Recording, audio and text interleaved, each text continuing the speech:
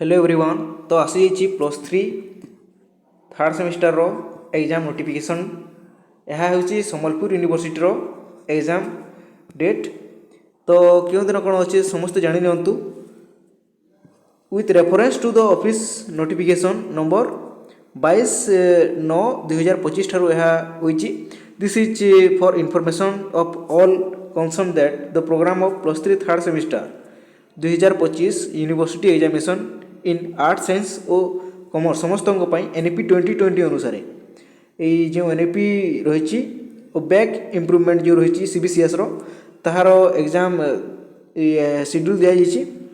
यही एग्जाम केते बेले हम 6 जनवरी रु स्टार्ट हो 2026 टू टाइम हो 10 बजे ठारू 1 बजे पर्यंत 180 और 60 mark pi.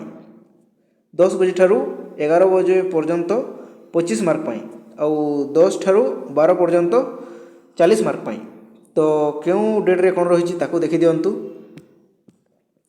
Programme for arts honours और पास पाई 6/1/2026 रही एथिक्स वैल्यू VSC पेपर 8 तारीख रही कोर पेपर फास्ट 3टी कोर पेपर रही 12 तारीख रही कोर पेपर 2 15 तारीख रही कोर पेपर 3 और 17 तारीख रही आमर जो माइनर सब्जेक्ट रही माइनर ताहा हम 20 तारीख रही जो रहा MDC हम ताकू तुम कॉलेज रे पचराई देव।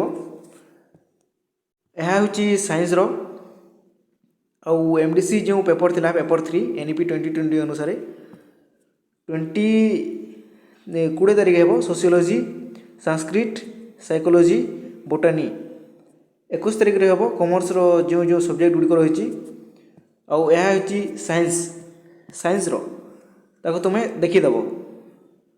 धन्यवाद।